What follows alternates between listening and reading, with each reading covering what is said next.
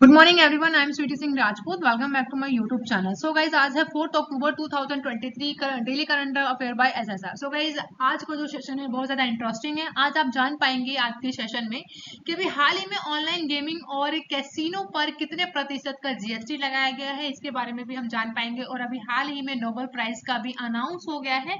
तो बहुत सारे क्वेश्चंस हैं जो कि हम डिस्कस करेंगे आज के पूरे सेशन में। तो प्लीज आप लोग वीडियो के लास्ट तक जरूर बनी रहिएगा। अगर वीडियो आपको अच्छी लगती है तो आपको खुद को सिंपल से क्या करना है, वीडियो को लाइक करना है और शेयर करना है। ओके, सो आज का जो लेक्चर है उसमें हम करेंगे टॉप 10 क्वेश्चंस होंगे जिसको हम विद बैकग्राउंड इन्फॉर्मेशन के साथ डिस्कस करने वाले हैं। उससे पहले हम करेंगे यहाँ पे क्विक रिवीजन जो कि होगा ये थर्ड अक्टूबर से रिलेटेड होगा। सो वीडियो के लास्ट में मैं आप लोगों से क्वेश्चन भी पूछती हूँ, तो क्वेश्चन ऑफ द डे भी रहेगा। चलिए तो स्टार्ट करते हैं सेशन। तो आज आप लोगों के लिए ना मैं कुछ लेके आई हूँ जो कि आप लोगों के लिए स्पेशल है। तो अब जो है कि आप लोगों के एग्जाम पास आने वाले हैं, जैसे कि दिल्ली पुलिस के भी आप लोगों ने फॉर्म भरा होगा, तो उसके लिए भी हम लोग अभी से ही तैयारी कर लेते हैं, जिसका नाम रखा है मैंने यहाँ पे जी के डोज। तो जी के डोज में लेके आई हूँ आप लोगों के लिए, जो कि डेली हम लोग लेंगे, ठीक है, ताकि आप लोगों के लिए किसी भी एग्जाम में जो कि वनडे एग्जाम होता है उसके लिए क्वेश्चंस का एक नंबर हो सकता है कि पक्का हो सकता है। तो चलिए आज का सेशन स्टार्ट करते हैं। तो आप सभी को कमेंट बॉक्स में लिखना है जय हिंद जय भारत, और हम करेंगे आज का सेशन स्टार्ट। तो सबसे पहले हम करेंगे गाइस क्विक रिवीजन जो कि है ये 3 अक्टूबर से रिलेटेड। तो फर्स्ट क्वेश्चन, अभी हाल ही में महात्मा गांधी जी की कौन सी जयंती मनाई गई है? तो 154 यानी कि 154वीं अभी महात्मा गांधी जी की जयंती मनाई है, यानी 2 अक्टूबर को। ठीक है, 2 अक्टूबर के दिन ही महात्मा गांधी की जयंती होती है, प्लस लाल बहादुर जी की भी हम लोग यहाँ पे क्या मनाते हैं, जयंती होती है। तो वो भी हम सेलिब्रेट करते हैं, दोनों साथ में करते हैं। तो याद रखेंगे इस बात को भी। नेक्स्ट है कि Subroto cup sub junior under 14 कहाँ शुरू किया गया है? तो बेंगलुरु में शुरू किया गया है अभी। नेक्स्ट है 14 ग्लोबल स्किल समिति कहाँ आयोजित की गई है? तो नई दिल्ली में भी हाल ही में 14 नंबर की ग्लोबल स्किल समिति को आयोजित किया गया है, जिससे जो भारत के जितने भी युवक हैं उनको जो है एक स्किल दिया जाए, ताकि वो बेरोजगार न रहें, अपने ही देश में किसी भी उद्योग को शुरू करें और अपने स्किल से वो लोग रोजगार को पैदा कर सकें। नेक्स्ट है कि भारत ने पुरुषों के स्क्वैश टीम स्पर्धा में कौन सा पदक जीता है? तो भारत ने अभी जो है स्वर्ण पदक जीत लिया है, जो कि 10 नंबर का ये पदक है स्वर्ण। तो याद रखेंगे इसे, ठीक है। नेक्स्ट है कि अभी हाल ही में 15वें TIFF के उद्घाटन में भारत का प्रतिनिधित्व किया है, किसने किया है? तो डॉक्टर एल मुरुगन जी के द्वारा अभी 15वें TIFF के उद्घाटन किया गया है, जो कि भारत का प्रतिनिधित्व किया गया है डॉक्टर एल मुरुगन जी के द्वारा। नेक्स्ट है कि किसे इंडियन न्यूज़पेपर सोसाइटी का अध्यक्ष चुन लिया गया है? तो राकेश शर्मा जी को अभी हाल ही में इंडियन न्यूज़पेपर सोसाइटी का अध्यक्ष चुना गया है। वहीं नेक्स्ट क्वेश्चन की बात करेंगे। वैज्ञानिकों ने अभी 8वें महाद्वीप का नक्शा जारी कर दिया है, तो इस महाद्वीप का नाम क्या है? तो इस महाद्वीप का नाम है जीलैंडिया। तो जीलैंडिया जो है अब हमारे 7 कॉन्टिनेंट ना होकर टोटल 8 कॉन्टिनेंट हो गए हैं। जो ये नया जीलैंडिया जो आप लोगों को महाद्वीप मिला है, जिसका नक्शा जो है वैज्ञानिकों के द्वारा जारी कर दिया गया है, इसका जो 94% भाग है अभी भी ये समुद्र में डूबा हुआ है, ये याद रखेंगे। और इनका जो 6% है वो ही बाहर है, ठीक है। तो याद रखना है, इतना बेसिक है। नेक्स्ट है कि अभी जो है हाल ही में उमलिंग ला फैशन रन ने दुनिया में सबसे अधिक ऊंचाई पर फैशन शो के पिछले गिनीज वर्ल्ड रिकॉर्ड को तोड़ा है। तो कहां पर कराया गया है ये पूछा गया इस क्वेश्चन में। तो लद्दाख में अभी हाल ही में सबसे ऊंचाई पर फैशन शो को कराया गया है, जिसका जो रिकॉर्ड है पिछले गिनीज वर्ल्ड में जो रिकॉर्ड था उसको भी तोड़ दिया है। तो इस फैशन शो का नाम याद रखेंगे, उमलिंग ला फैशन रन, ठीक है। नेक्स्ट है कि भारत ने जो है निपा वायरस के प्रकोप से निपटने के लिए मोनोक्लो एंटीबॉडीज खुराक के लिए किस देश से संपर्क किया है?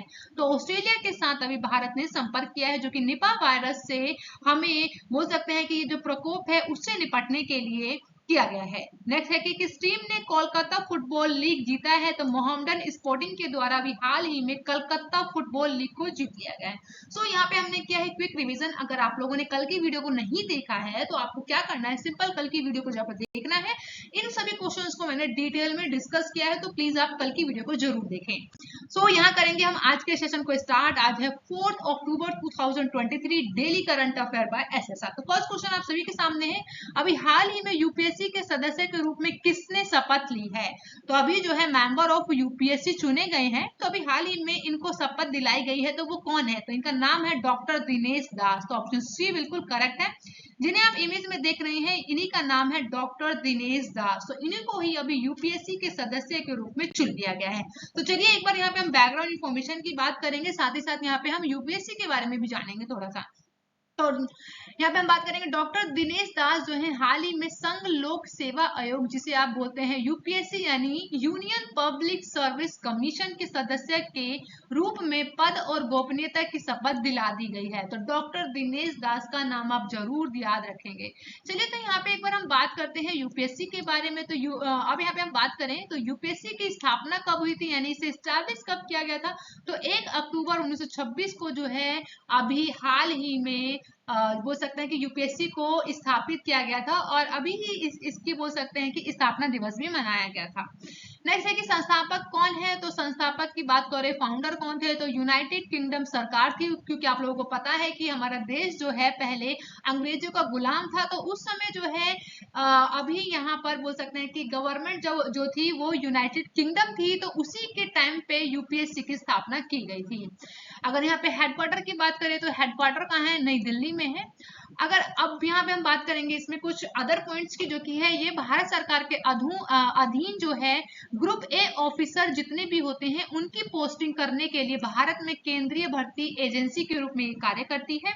वही भारतीय संविधान में भाग बोल सकते हैं कि 15 में अनुच्छेद 315 से लेकर अनुच्छेद 323 तक जो है संघ लोक सेवा आयोग की संरचना, उसके सदस्यों और नियुक्ति और निष्कासन तथा संघ लोक सेवा आयोग की शक्ति और कार्यों के संबंध में सभी प्रावधान को दिए गए हैं। तो आपको इस पॉइंट को जरूर याद रखना है, क्योंकि जो पार्ट 15 है उसमें अनुच्छेद 15 से लेकर 315 से लेकर 323 तक में इन सभी बातों का बोल सकते हैं कि प्रावधान किया गया है।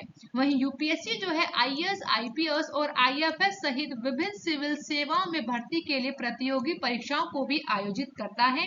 साथ ही ये आईएएस, आईपीएस एंड आईएफएस जैसी अखिल भारतीय सेवाओं में उम्मीदवारों के चयन और नियुक्ति के लिए भी जिम्मेदार होता है। साथ ही यूपीएससी जो है अन्य सेवाओं जैसे कि आईआरएस, आईएएस, आईआरटीएस अन्य भर्ती के लिए परीक्षा को आयोजित करता है, जैसे कि मैंने पिछली स्लाइड में भी आपको बताया था। वहीं यूपीएससी के अध्यक्ष और अन्य सदस्यों की नियुक्ति जो है राष्ट्रपति के द्वारा ही की जाती है। और यहाँ पे यूपीएससी के कोई भी अगर सदस्य है भारत के राष्ट्रपति को लिखित त्यागपत्र देकर ही अपने पद से इस्तीफा भी दे सकता है। यानी कि जो नियुक्ति करेगा वही ही बोल सकते हैं कि लिखित में त्यागपत्र को लेता है। तो याद रखेंगे राष्ट्रपति के द्वारा ही इनकी नियुक्ति की जाती है और इनका जो बोल सकते हैं कि त्यागपत्र को भी लिया जाता है। वहीं यूपीएससी जो है, यूपीएससी का कोई भी सदस्य जो है 6 साल की अवधि के लिए या फिर 65 वर्ष की आयु तक इस पद पर जो भी पहले हो वो बने रहते हैं। तो इतना आपको बेसिक है यूपीएससी के बारे में पता होना चाहिए, और उनके मेंबर चुने गए हैं तो उनके बारे में भी आपको याद होना चाहिए। नेक्स्ट क्वेश्चन है सेकंड, अभी हाल ही में किसी सैफ पुरुष अंडर 19 चैंपियनशिप जीती है? तो किसके द्वारा जीता गया है? तो ये भारत के द्वारा जीत लिया गया। तो ऑप्शन सी बिल्कुल करेक्ट है। यहाँ पे पाकिस्तान को हराकर अभी हमने भारत ने जो है सैफ पुरुष अंडर 19 चैंपियन। तो चलिए यहाँ पे एक बार बैकग्राउंड इन्फॉर्मेशन की बात कर लेते हैं कि भारत ने जो है पाकिस्तान को हराकर अंडर 19 सैफ चैंपियनशिप 2023 का खिताब अपने नाम कर लिया है। अब सैफ की फुल फॉर्म क्या है? तो इसकी फुल फॉर्म याद रखेंगे आप, साउथ एशियन फुटबॉल फेडरेशन। तो आपको याद रखना है इसकी फुल फॉर्म को। तो अभी सैफ यानी कि south Asian football federation under 19 में भारत ने जो है पाकिस्तान को हराकर ये खिताब अपने नाम कर लिया है। वही सैफ की बात करें तो चैंपियनशिप है, जो कि एक अंतरराष्ट्रीय स्तर पर प्राप्त फुटबॉल टूर्नामेंट है, जो कि दक्षिण एशियाई उपमहाद्वीपों के टीमों को एक मंच पर लाने का काम करता है। वहीं दक्षिण एशियाई फुटबॉल महासंघ के द्वारा आयोजित एशियाई फुटबॉल परिसंघ के तहत 5 उप महासंघों में से एक है। वहीं सैफ की बात करूं अगर मैं, यानी साउथ एशियन फुटबॉल फेडरेशन की, तो इसका गठन किया गया था 1997 में, जिसमें बांग्लादेश, भारत, मालदीव, नेपाल और पाकिस्तान और श्रीलंका जैसे संघ सदस्यों की स्थापना बोल सकते हैं कि स्थापना किया गया था।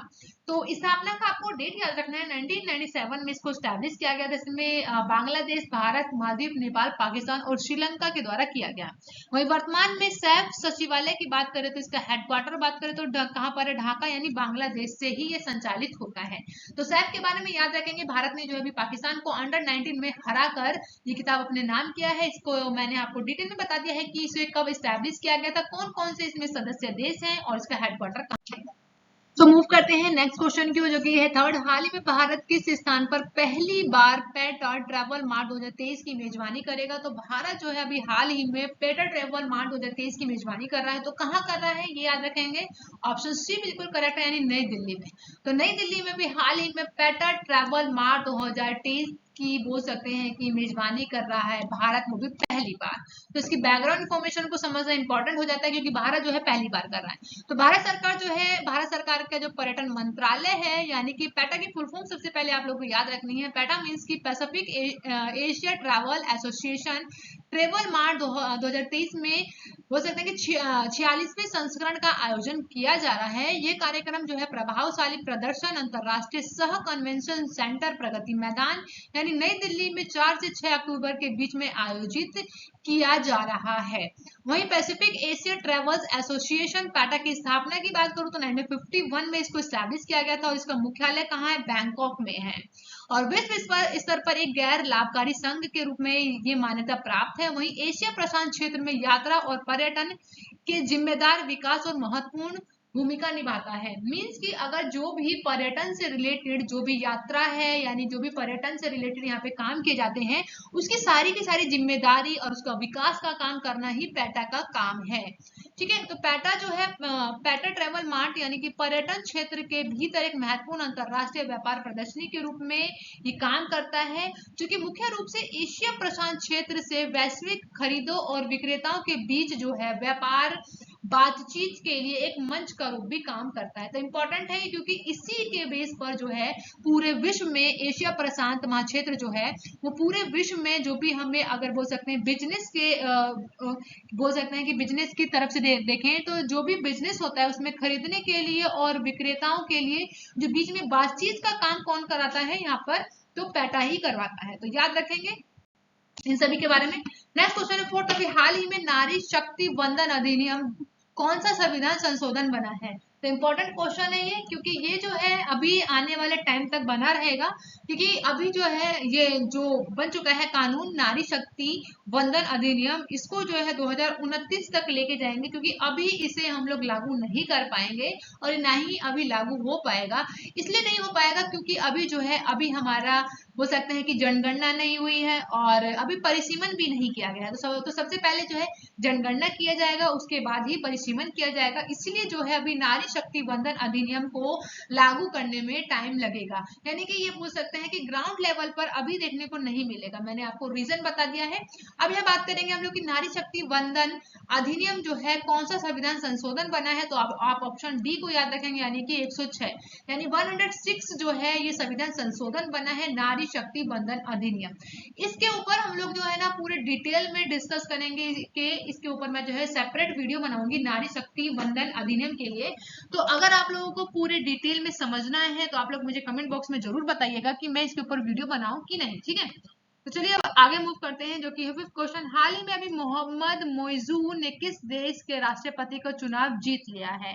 तो जिन्हें आप इमेज में देख रहे हैं इनका नाम है मोहम्मद मोइजू, जो कि मालदीव के ये राष्ट्रपति का चुनाव जीत चुके हैं। तो याद रखिएगा इनके बारे में। तो मालदीव के जो है अभी नए राष्ट्रपति बन गए हैं जिनका नाम है मोहम्मद मोइजू।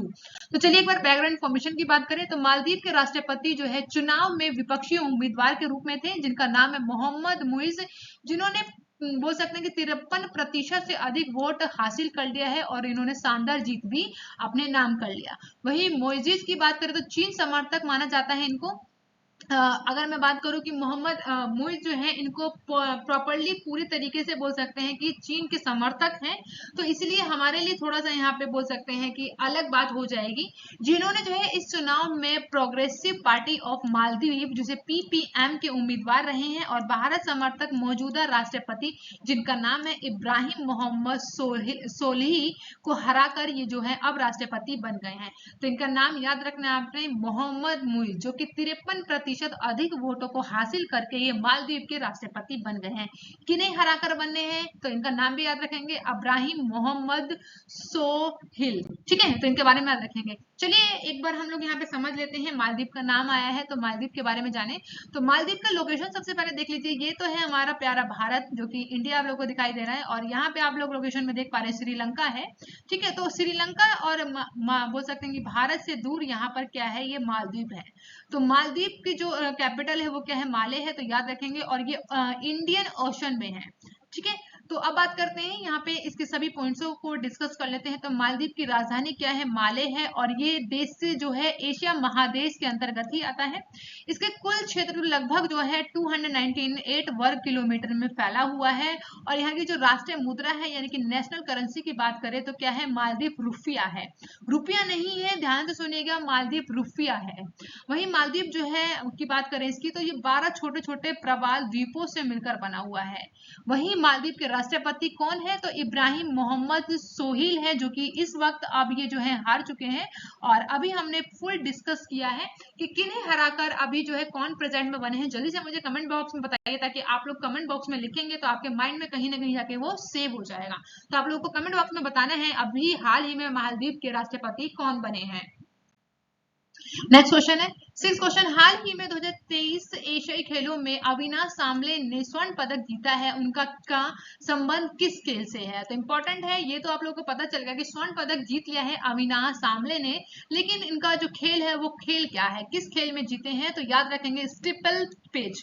तो स्टीपल चेस याद रखना है आपको। इसी खेल में इन्होंने अभी हाल ही में 2023 में जो एशियाई खेल हो रहे हैं, इन्होंने इसमें स्वर्ण पदक अपने नाम किया है।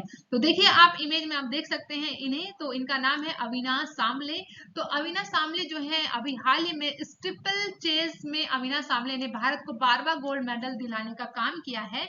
अविनाश सांबले ने जो है 3000 मीटर स्टीपलेज में गोल्ड मेडल जीतने की कामयाबी को हासिल किया है। वहीं एशियाई खेलों 2023 में भारत का ये एथलेटिक्स में पहला स्वर्ण पदक है। तो इंपॉर्टेंट क्वेश्चन ये हो सकता है, क्योंकि यहाँ पे जो है एथलेटिक्स में जो है पहला गोल्ड मेडल भारत ने अब जीता है, जो कि 12वें नंबर का गोल्ड मेडल है। तो याद रखेंगे, इंपॉर्टेंट क्वेश्चन है, कोई डाउट। सो यहाँ पे हम जानेंगे एक बार एशियाई गेम्स के बारे में, जो कि अभी फिलहाल में हो रहे हैं। तो याद रखना है आपको कि 19वें नंबर के ये एशियाई गेम्स हो रहे हैं, जो कि कहाँ हो रहे हैं, हांगजोंग में हो रहे हैं, जो कि 23 सितंबर से 8 अक्टूबर 2023 तक होंगे, जो कि हांगजोंग में हो रहे हैं, चीन में आयोजित किया जा रहा है इस गेम को। और एशियाई की बात करें तो एशिया के 45 देश और क्षेत्रों के लगभग 12,500 एथलीट जो है इसमें शामिल होंगे, जिसमें 40 खेलों को शामिल किया है और 61 विषयों में भाग ले सकते हैं।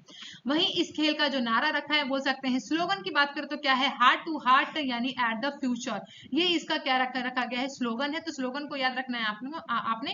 और अब यहाँ पे हम बात कर लेते हैं रैंक की। तो भारत की रैंक क्या बनी है, ये इंपॉर्टेंट है। भारत की रैंक क्या है, 4th नंबर की रैंक है। देखते हैं कि आने वाले टाइम पे, वैसे भी अब तो 4 अक्टूबर हो चुका है, कि हम लोग 3rd पे पहुंच सकते हैं कि नहीं सकते हैं, तो ये आने वाले टाइम में पता चलेगा। फिलहाल जो हमारी रैंक है वो 4th नंबर की है। और अभी हमारे पास कुल गोल्ड जो बोल सकते हैं कि कितने हो गए हैं, तो 13 हो गए हैं। सिल्वर की बात करें तो 24 है, और ब्रॉन्ज की बात करें तो कितने हो गए हैं, 24 है, और टोटल 61 हम टोटल बोल सकते हैं कि अभी हमारे पास कितने मेडल्स हैं टोटल, तो 61 है। और फर्स्ट नंबर पे कौन है, चाइना है। सेकंड नंबर पे कौन है, जापान है। और थर्ड नंबर पे कौन है, साउथ कोरिया। फिफ्थ नंबर पर उज्बेकिस्तान है, और फोर्थ नंबर पर भारत है। तो इंपॉर्टेंट है, याद रखेंगे। नेक्स्ट क्वेश्चन 7, हाल ही में ऑनलाइन गेमिंग और कैसीनो पर कितने प्रतिशत जीएसटी लगाया जाएगा। तो अभी हाल ही में जो है ऑनलाइन गेमिंग और कैसीनो के ऊपर जो है जीएसटी को लागू कर दिया गया है। कितने परसेंट लगाने की बात करिए तो 28%, यानी ऑप्शन डी बिल्कुल करेक्ट है। तो यह समझते हैं एक बार बैकग्राउंड इन्फॉर्मेशन को। तो वित्त मंत्रालय ने ऑनलाइन गेमिंग और कैसीनो और घोड़ बोल सकते हैं कि घोड़सवारी यानी कि हॉर्स राइडिंग पर जो है कर लगाने के लिए 28% का जीएसटी दर को लागू करने के लिए आदेश को जारी कर दिया है। ऑनलाइन गेमिंग, कैसीनो, घोड़दौड़ पर 28% जीएसटी लगाने का फैसला जो है 2 अगस्त को जीएसटी परिषद के 91 में बोल सकते हैं कि 91 बैठक में ही ले लिया गया था। और जीएसटी की बात करें तो आप लोगों को पता ही है कि जीएसटी जो है भारत में पूर्व राष्ट्रपति रामनाथ कोविंद के द्वारा 1 जुलाई 2017 को लॉन्च किया गया था, यानी पूरे देश में लागू हो गया था। अब आप लोगों के लिए क्वेश्चन है, आपको बताना है कि जीएसटी जो है किस राज्य में सबसे पहले लागू किया गया था। तो याद रखेंगे, आप लोगों को बताना है कमेंट बॉक्स में इस क्वेश्चन को। अभी एंड अब डिस्कस कर लेते हैं 8 क्वेश्चन। हाल ही में प्रधानमंत्री मोदी ने किस राज्य में रामागुंडम एनटीपीसी परियोजना का उद्घाटन किया है। तो इंपॉर्टेंट क्वेश्चन है, तो अभी पीएम मोदी के द्वारा किया गया है, तो किस राज्य में किया गया। ऑप्शन डी बिल्कुल करेक्ट है, तेलंगाना में। तो तेलंगाना राज्य के रामागुंडम में एनटीपीसी परियोजना का उद्घाटन कर दिया गया है, किसके द्वारा, पीएम मोदी जी के द्वारा। तो प्रधानमंत्री मोदी जी ने अभी तेलंगाना के निजामाबाद के दौरे पर थे। उन्होंने अभी जो है 8000 करोड़ रुपए के विकास परियोजना का उद्घाटन कर दिया है। इसमें जो है एनटीपीसी के Telangana super thermal power project के चरण पहली बोल सकते हैं कि चरण 1 की पहली 800 मेगावाट इकाई को शामिल किया है। चलिए, तो अब यहाँ पे तेलंगाना की बात आई है, तो तेलंगाना को जान लेते हैं। तो तेलंगाना की राजधानी क्या है, तो हैदराबाद इसकी राजधानी है। और यहाँ के राज्यपाल कौन है, तो तमिल साई सौंदर रंजन है। और मुख्यमंत्री आप सभी को पता है के चंद्रशेखर राव है। और विधानसभा की सीटें भी याद रख सकते हैं आप। तो विधानसभा की कुल सीटें कितनी है, 119 है। वहीं लोकसभा की सीटें कितनी है, 17 है। और यहाँ का जो राज्य पक्षी है वो क्या है, पलपिट्टा या फिर नीलकंठ कहते हैं, वो यहाँ का स्टेट बर्ड है। और राजकीय पशु की बात करें तो इसका नाम क्या है, जिनका या फिर कृष्ण मग्र भी बोलते हैं। तो ये बेसिक है, तेलंगाना के बारे में आपको याद रखना है।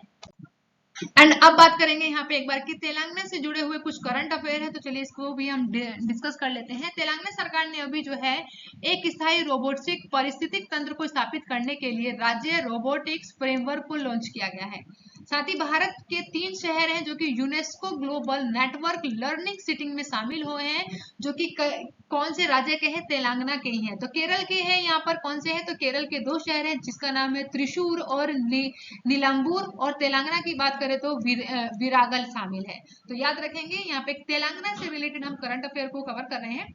तो वारगल तेलंगाना के लिए जो है यूनेस्को की दूसरी मान्यता बोल सकते हैं कि प्राप्त शहर बन रहा है, जो कि इससे पहले कौन था, मुगलू जिले में था। तो यहाँ पे जो है मुलुगुलू जिले जो है रंपा मंदिर के जो है यूनेस्को में विश्व धरोहर के रूप में शामिल किया गया था। वहीं नेक्स्ट करंट अफेयर है यहाँ से रिलेटेड, माँ और बच्चों के लिए शुरू की गई कल्याणकारी योजना को भी कहाँ शुरू किया गया है, तेलंगाना में। इसमें बेसिकली क्या रखा गया है कि मुख्य बिंदु है जो प्रसव के बाद माँ को केसीआर किट दी जाएगी, जिसमें हर तरीके के पौष्टिक तत्वों को शामिल किया गया है।